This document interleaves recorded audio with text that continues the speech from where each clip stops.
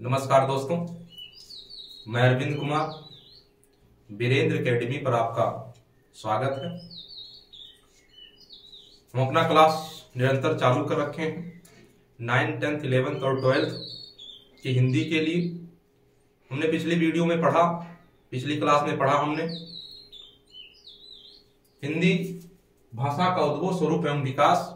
उसमें हम विभिन्न तरीके से विभिन्न रूपों में संस्कृत के बारे में अध्ययन किए। ये हमारी दूसरी क्लास है। आज भी हम इसी को कंटिन्यू करेंगे कि संस्कृत के बारे में हम अध्ययन किए। संस्कृत को लाने वाले कौन लोग थे, संस्कृत किस रूप में हमारे बीच में आई और संस्कृत किस प्रकार से अपनी भाषा में निरंतर परिवर्तन करते करते हमारे और आपके बीच में आज भी बनी हुई है। विद्वानों ने संस्कृत को दो भागों में विभाजित किया था, एक वैदिक साहित्य, एक लौकिक साहित्य। वैदिक साहित्य में वेद, उपनिषद, आरण्य और वेदांग आदि चीजों की रचना हुई थी उत्तर वैदिक काल में। लौकिक साहित्य में रामायण, महाभारत, कालिदास की रचनाएं, तमाम कवियों की जो रचनाएं हैं वो लौकिक साहित्य के अंतर्गत लिखी गई। इसी पर फोकस डालने के लिए, इसी को और भी विस्तारित करने के लिए हम दूसरी क्लास लेकर आपके बीच में आए हैं। आइए हम लोग देखते हैं।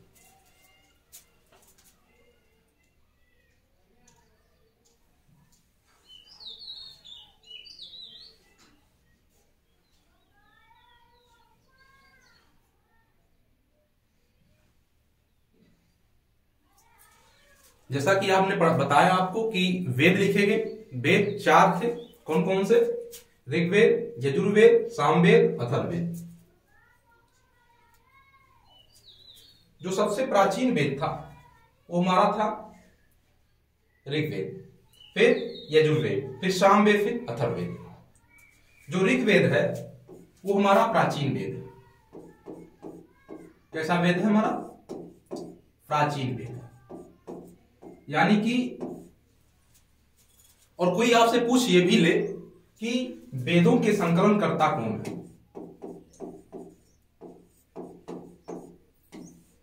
संकलन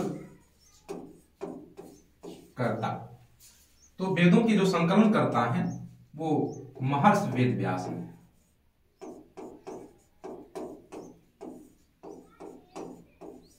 वेद व्यास, महर्षि वेद व्यास जी। ऋग्वेद पहला वेद है, यजुर्वेद बाद में आया, उसके बाद सामवेद आया। पहले जो रचना हुई वेदों की वो तीन ही हुई, तीन वेद बनाए गए, ऋग्वेद, यजुर्वेद, सामवेद। और लास्ट में आपका वेद कौन सा आया? अथर्ववेद। इस अथर्ववेद को अथर्वा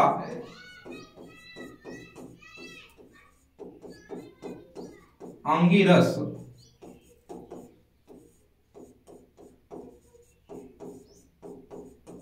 ऋषि ने संकलित किया था।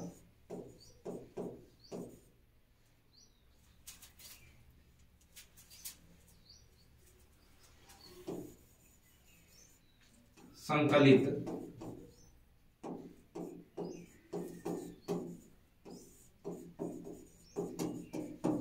किया था। तो ये जो ऋग्वेद है इसको प्राचीन वेद बोलते हैं और जो अथर्ववेद है इसको अर्वाचीन बोलते हैं। अर्वाचीन मतलब नवीन, ये हम लिख लेते हैं नवीन। नवीन मतलब नया, और इसको इंग्लिश में न्यू। यानी प्राचीन वेद ऋग्वेद है, अंतिम वेद अथर्ववेद। लिखने वाले कौन? अथर्वा अंगिरस ऋषि ने इसको संकलित किया था। अर्वाचीन वेद कौन सा है? अथर्ववेद। नवीन वेद कौन सा है? अथर्ववेद। नया वेद कौन सा था? अथर्ववेद। पुराना वेद कौन सा था? ऋग्वेद। अब हम जानेंगे कि ये जो ऋग्वेद है इनके जो पुरोहित हैं, इनके जो विद्वान हैं, इनको जो संकलन, जो विद्वान है, इनको जो प्रतिपादित करने वाले, पढ़ने वाले लोग हैं, वो क्या कहलाते थे? तो ऋग्वेद के आचार्य को, ऋग्वेद के विद्वान को, जो उसको उच्चारित करते थे उसको होता बोलते थे, होता या होत्र, होत्र। ऋग्वेद के अध्वर्य, सामवेद के उद्गाता, सामवेद के उद्गाता। थोड़ा सा ही जान लेंगे कि जो ऋग्वेद है, यजुर्वेद है, सामवेद है, अथर्ववेद है, ये किसका वेद है, यानी कि इन वेदों का महत्व क्या है, इन वेदों में क्या चीजें लिखी गई हैं, क्या चीजें संकलित की गई हैं, इस बारे में थोड़ा सा हम आपको बताना चाहेंगे। जो ऋग्वेद है वो मंत्रों का वेद है। ये पोर्शन इधर हम लिख रहे हैं। जो ऋग्वेद है फर्स्ट, वो मंत्रों का वेद है। किसका वेद? मंत्रों का वेद। यजुर्वेद जो है वो कर्म कांड का वेद है, विधि विधान का। सामवेद जो है वो गान का वेद है। सामवेद गान का वेद। अथर्ववेद जादू टोना,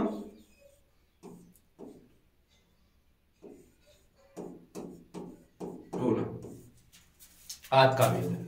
यानी कि जो ऋग्वेद लिखा गया था हमारे विद्वानों के द्वारा, वो जो ऋग्वेद था वो मंत्रों का था, यानी कि देवी और देवताओं की स्थिति किस प्रकार से इन मंत्रों के द्वारा की जाए जिससे वो प्रसन्न हो जाए, ये किसमें उच्चारण किया गया है? ऋग्वेद में किया गया। यजुर्वेद कर्मकांड का, अभिनय का, किसका? अभिनय। किसका वेद है? अभिनय का। फिर सामवेद जो है गान का है, यानी कि जहां से हम लोग देखते हैं कि जो संगीत, क्या बोलेंगे इसको? संगीत। संगीत सारे गामा पादा निसा कहां से लिया गया था? सामवेद से। फिर अथर्ववेद जादू और टोना। आपने सुना होगा गांव में कि उनके यहां मत जाइएगा, उनके यहां मत जाइएगा। रोडों पर देखे होंगे नींबू काट के रखा होगा, पीला वस्त्र, लाल वस्त्र, काला वस्त्र। क्यों? जादू और टोना के लिए। इसका प्रचलन कहां ज्यादा होता है? पश्चिम बंगाल में, कोलकाता में ज्यादा प्रचलन में आता है। तो ये जो चौथा वेद है वो जादू और टोना का है। आप लोग भी बचिए इस चीज से।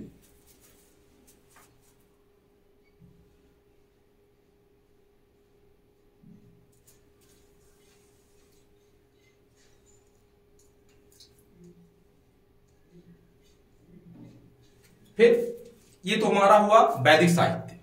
अब हम लोग आते हैं लौकिक साहित्य के बारे में। तो लौकिक साहित्य, संस्कृत साहित्य का जो काल है वो 1000 ईसा पूर्व। कितना? 1000 ईसा पूर्व से लेकर कहां तक? 500 ईसा पूर्व। ये काल जो है वो क्या है? लौकिक संस्कृत साहित्य का काल है, जिसमें नई पद्धतियों, नई संस्कृति, नई विचारधारा सामने आए, जो वैदिक संस्कृत से थोड़ा सा सरल थे। तो ये कौन सा काल कहलाया? लौकिक संस्कृत साहित्य का काल कहलाया। इसका जो समय है 1000 ईसा पूर्व से लेकर कितना? 500 ईसा पूर्व तक, जिसमें क्या लिखा गया? रामायण। क्या लिखा गया? रामायण। और रामायण को हम लोग क्या बोलते हैं? आदि काव्य। क्या बोलते हैं? आदि काव्य। कोई पूछ ले कि लौकिक साहित्य का आदि काव्य क्या है, तो आप जवाब क्या देंगे? रामायण। लिखने वाले कौन है? महर्षि वाल्मीकि। लिखने वाले कौन है? महर्षि वाल्मीकि जी।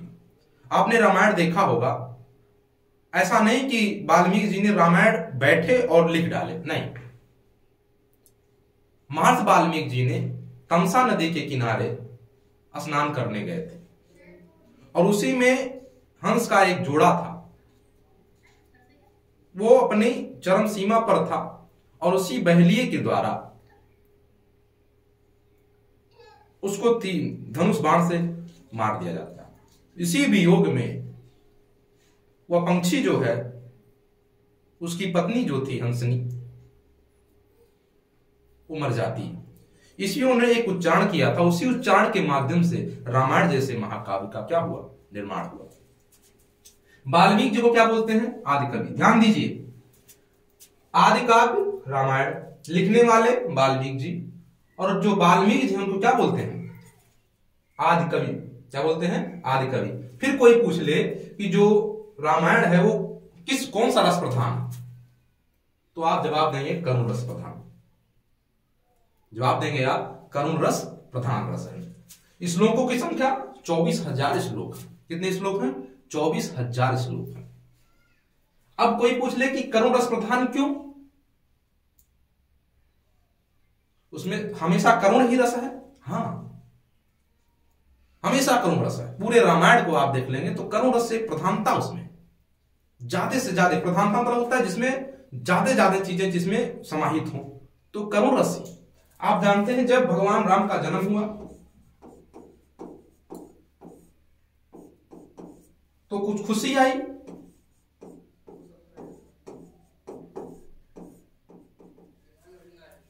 उसके बाद जब तिलक होने लगा उनका, राज्य तिलक जिसको बोलते हैं,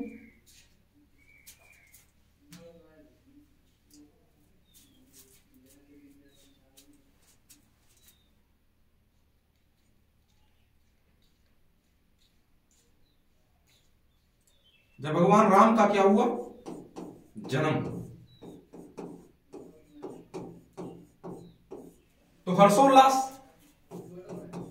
फिर राज्य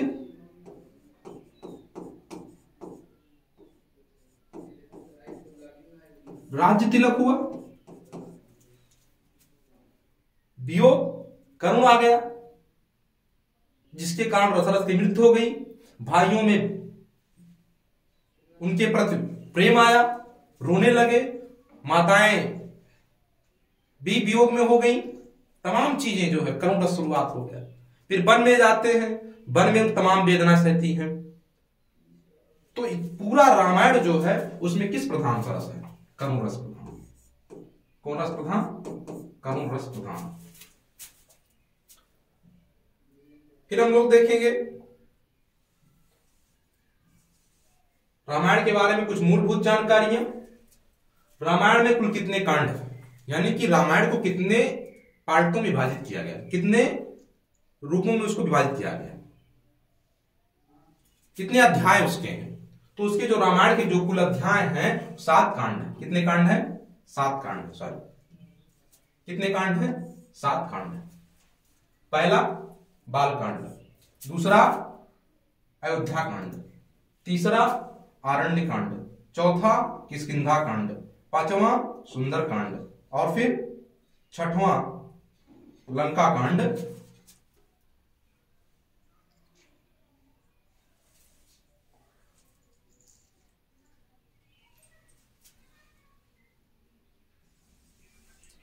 और ये 7वां जो है उत्तरकांड है।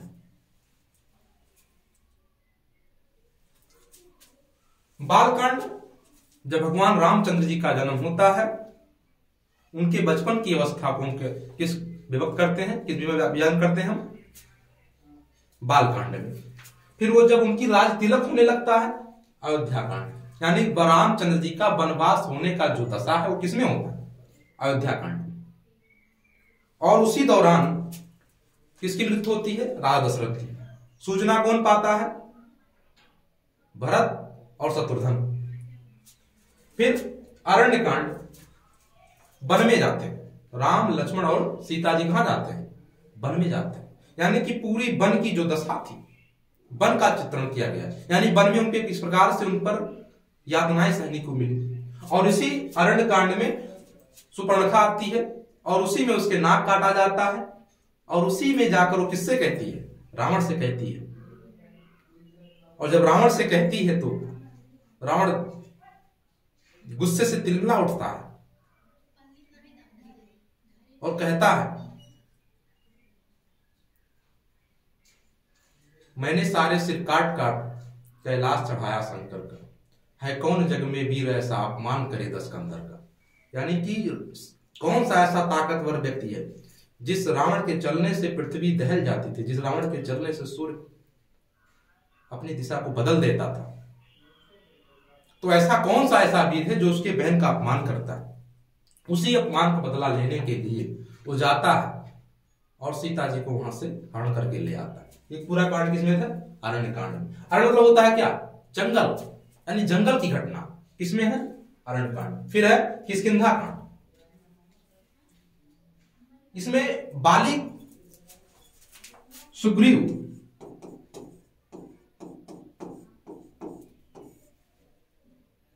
फिर बाली हनुमान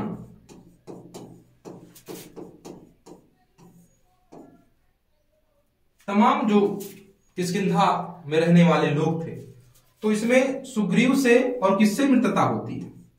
राम से। मारा कौन जाता है? बाली। और अपना सूचना वाहक सुग्रीव किसको बनाते हैं? जिम्मेदारी सीता जी को खुद नहीं किसको देते हैं? हनुमान जी को देते हैं। तो ये किसका किसमें वर्णन किया गया है? किष्किंधा कांड। किसमें? किष्किंधा कांड में। फिर है सुंदर कांड। जब सुग्रीव जी ने किसको जिम्मा दे दिया? हनुमान जी को, कि हनुमान जी आप जाइए और सीता जी का पता लगाइए। तो हनुमान जी कहां चले गए? लंका, दशानन। कहां चले गए? लंका। और जब लंका चले गए तो वहां पर उन्होंने देखा कि सीता जी अशोक वाटिका के नीचे बैठी हैं। और वहां से सूचना लेकर कहां जाते हैं? रामचंद्र जी के पास। किसके पास लाते हैं? रामचंद्र जी के पास। तो ये सुंदर वचन, अभी तो कोई जानकारी नहीं थी सीता कहां गई, किस स्थिति में है। तो ये जब लेकर आए राम के पास सूचना, तो कैसा सूचना था? सुखद था, सुंदर था, अच्छा था। तो ये कैसा सूचना था? सुंदर। तो इसी को नाम दे दिया गया क्या? सुंदरकांड। क्या दे दिया गया? सुंदरकांड। फिर जब सुंदरकांड में सूचना पा गया, अब सीता जी को प्राप्ति करने के लिए लोग उत्साहित थे। पता चल गया कि रावण के पास लंका में ही सीता जी रहते। अब सीता जी को लाने के तो प्रबंध किए जाएंगे। तो लंका कांड, यानी लंका पे चढ़ाई हो गई। और जब लंका पे चढ़ाई हुई तो लंका में चढ़ाई होने के उपरांत विभीषण मिलते हैं। उनके द्वारा सहयोग से पूरी लंका को रामचंद्र जी विजित कर ले जाते हैं, जीत लेते हैं। तो इसका और किसमें किया गया है? लंका कांड। इसी को हम बोलते हैं युद्ध कांड। इसी को क्या बोलते हैं हम? युद्ध कांड। लंका कांड या युद्ध कांड। फिर उत्तर कांड। वहां से सीता जी को सब लोग चले आते हैं अयोध्या में। पुनः भगवान राम की राज्य तिलक होता है, उनका राज्यारोहण होता है। और उसी में द्वारा किसी ने सीता को लांछन लगा दिया। वो चली जाती हैं वाल्मीकि जी के पास। वहां पर उनके 2 बच्चे होते हैं, लव और कुश। तो लव कुश युद्ध भी होता है। और रामचंद्र जी तो जानते हैं क्या हो रहा है, लेकिन लोग नहीं जान पा रहे थे। तो पूरे रामायण की जो घटना काल था, लव कुश कौन है, सीता किस प्रकार से गई, किस प्रकार से आई, किस प्रकार से यातना सही, किस प्रकार से क्या हुआ, ये पूरा उत्तर मिल गया लोगों को। किसमें? सीता जी का कोई दोष नहीं था। तो इसी प्रकार से ये कौन सा लास्ट वाला हो गया? उत्तरकांड। यानी सबको उत्तर मिल गया, सबको उत्तर मिल, हर प्रश्नों का उत्तर मिल गया।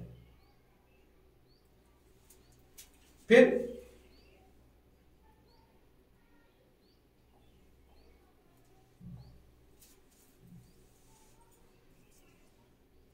महाभारत क्या है? महाभारत। रामायण की बात क्या है?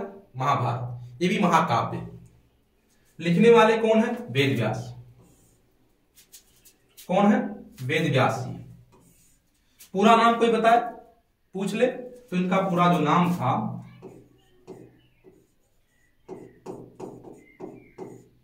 महर्षि कृष्ण द्वैपायन वेद व्यास।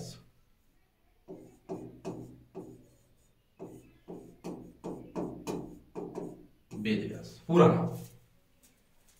यही वेद व्यास जी हैं जिन्होंने वेदों की रचना किया था। यही वेद व्यास जी हैं, उन्होंने क्या किया था? वेदों की रचना किया था। और यही वेद व्यास जी क्या कर रहे हैं? महाभारत को लिख रहे हैं। अब फिर जो महाभारत क्या है? शांत रस प्रधान है। क्या है? शांत रस प्रधान। यानी इसमें लोगों को शिक्षा दी जाए शांति भाव से। लेकिन आप लोग कहते हैं महाभारत युद्ध हुआ था उसमें, तो नहीं, युद्ध से ज्यादा, कहीं ज्यादा उसमें लोगों को शिक्षा भी दिया गया है, ज्यादा शिक्षा ही दिया गया है, तर्क रखा गया है। शांत रस श्लोक 1,00,000 श्लोक। कितने श्लोक? 1,00,000 श्लोक। किसमें? महाभारत में। महाभारत को लिखने वाले कौन? महर्षि कृष्ण द्वैपायन वेद व्यास जी। कौन सा रस प्रधान? शांत रस प्रधान। और कितने श्लोक? 1,00,000 श्लोक।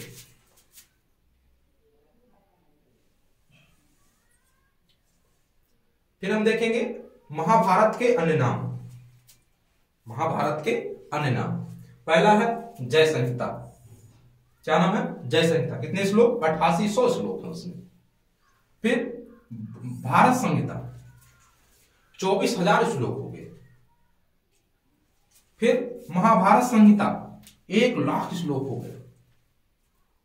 अब आप कहेंगे कि ये जो महाभारत है, तो महाभारत में जो पहले लिखा गया जय संहिता लिखा गई, 8800 श्लोक है उसमें, ये 24,000 श्लोक क्यों हो गए?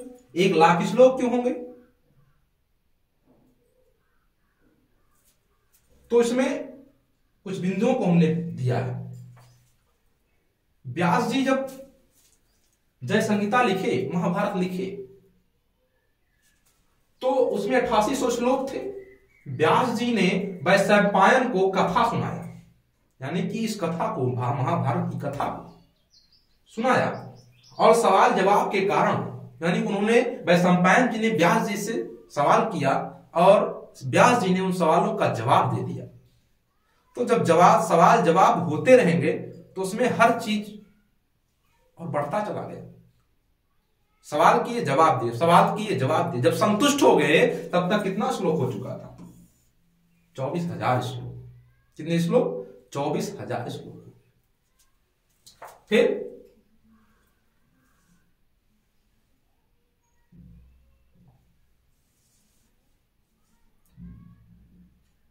यहां देखिए थोड़ा सा, महाभारत संहिता 1,00,000 श्लोक। अब 1,00,000 श्लोक कैसे हो गए, तो इसके बारे में जानिए थोड़ा सा। अब व्यास जी ने वैशंपायन को सुनाया तो 24,000 श्लोक हो गए।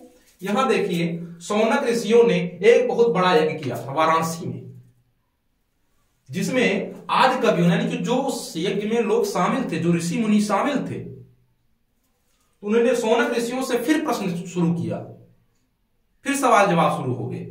तो सौनक ऋषियों ने प्रश्न पूछा, सौनक ऋषियों ने सौनक ऋषि से प्रश्न पूछा, जिसमें सौनक ऋषियों ने सारे जवाब दे दिए। सौनक जो ऋषि थे वो सारे सवाल का जवाब आदि ऋषियों को दे दिए, जिसके कारण श्लोकों की जो संख्या थी वो कितनी हो गई? 1,00,000। हमारी बात आप समझ रहे होंगे। जो जय संहिता लिखा गया वो 8800 श्लोक थे। व्यास जी ने वैशंपायन को जय संहिता के बारे में कथा सुनाया। वैशंपायन जी ने व्यास जी से तमाम सवाल जवाब किए, जिसके कारण व्यास जी ने वैशंपायन के प्रत्येक प्रश्नों का उत्तर दिया, जिसके कारण उसकी जो संख्या थी महाभारत की 24,000 हो गई। फिर सौनक ऋषियों ने एक बहुत बड़ा यज्ञ किया, और उस यज्ञ में जो लोग बैठे हुए थे, सौनक ऋषियों से प्रश्न पूछा, और सौनक ऋषियों ने आदि ऋषियों के समस्त प्रश्नों का उत्तर दे दिया। इस नाते महाभारत जो संहिता लिखी गई उसकी संख्या कितनी हो गई? 1,00,000 हो गई।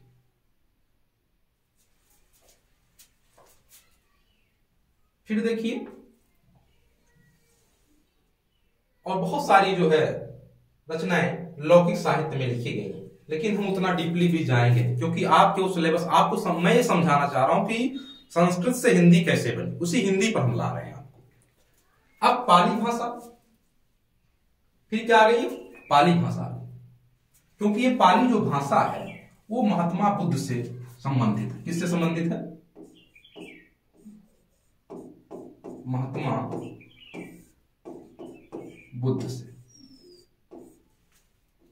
बुद्ध से संबंधित है। पाली भाषा संस्कृत के परिवर्तित रूप बना क्या, पाली भाषा। काल समय क्या है, 500 ईसा पूर्व से लेकर 1 ईसा पूर्व तक। इस समय क्या है, पाली भाषा का था।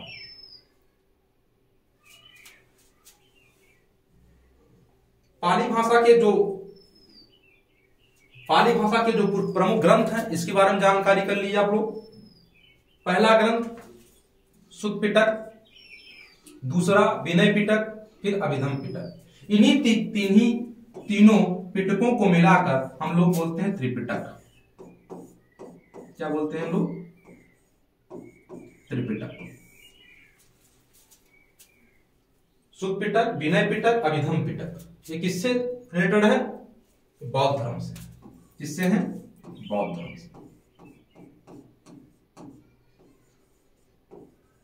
बौद्ध धर्म से। बौद्ध धर्म के प्रवर्तक महात्मा बुद्ध। इनके बारे में कभी आप लोग हिस्ट्री चलेगी तब आप लोग जानिएगा। फिर देखिए, पाली भाषा आई और पाली भाषा के बाद प्राकृत भाषा आई। कौन सी भाषा आई, प्राकृत भाषा आई। प्राकृत भाषा किससे संबंधित है, जैन धर्म से। जैन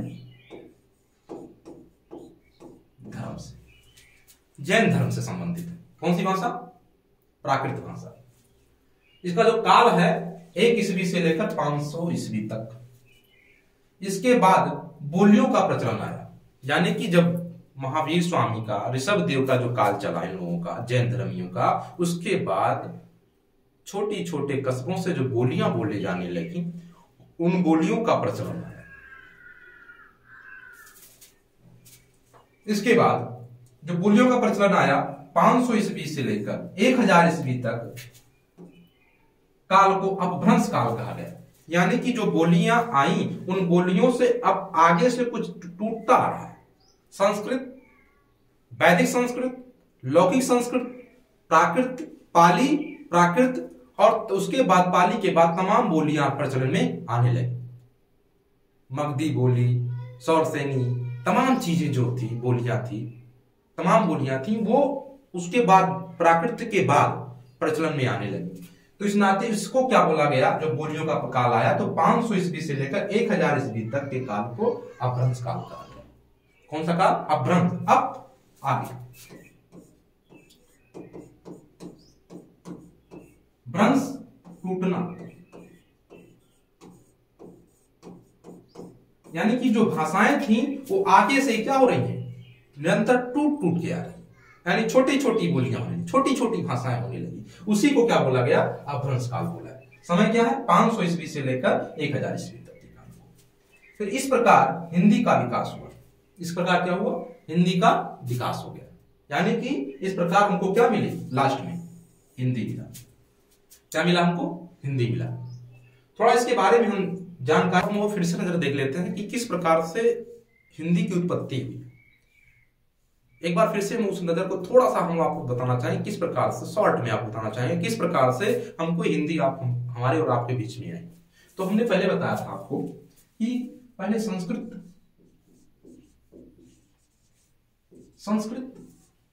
के कितने पार्ट, 2 पार्ट। फिर पहली वैदिक साहित्य,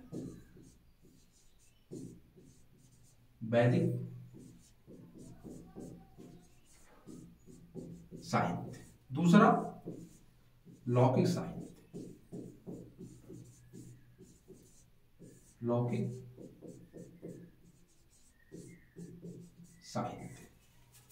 वैदिक साहित्य में वेदांग,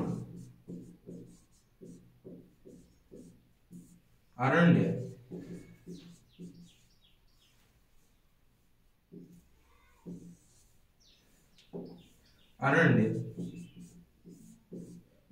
उपनिषद, ये वैदिक साहित्य में लिखे गए। लौकिक साहित्य में रामायण, महाभारत,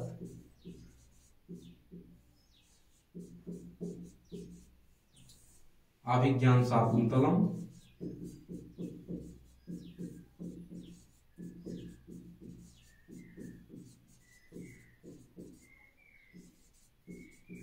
अभिज्ञान शाकुंतलम, तमाम जो ग्रंथ लिखे गए वो लौकिक साहित्य में लिखे। ये प्राचीन साहित्य था और ये क्या था, लौकिक नई साहित्य थी।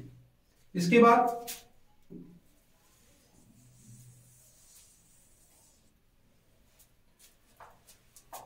बाद क्या, पाली भाषा आई। इसके बाद पाली भाषा,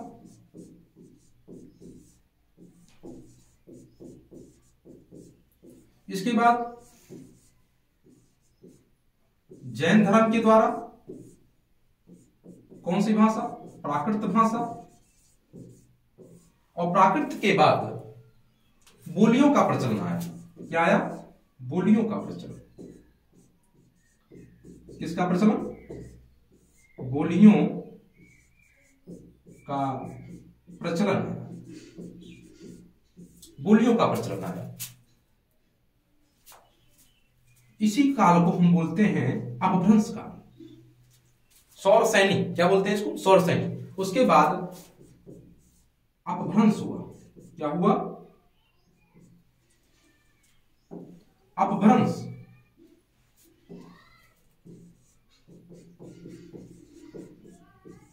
अपभ्रंश यानी आगे से हमारी जो भाषा है वो टूटती टूटती कहां पर आई, अपभ्रंश पर आई। इसके बाद कौन लोग आए, डच। कौन लोग आए, पुर्तगाली। फिर कौन आए, फ्रांसीसी।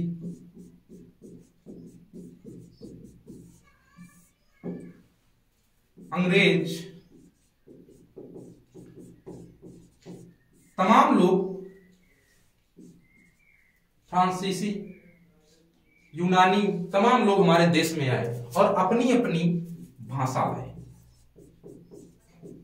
अपनी अपनी बोली लाए। तो कुछ ना कुछ हिस्सा किसमें जुड़ा जाकर, हिंदी में जुड़ा। यही हमारी क्या बनी, हिंदी मिली। इसीलिए हिंदी को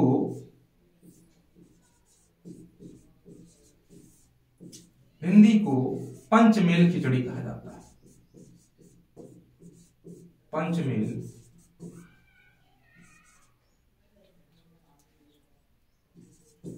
खिचड़ी कहा जाता है।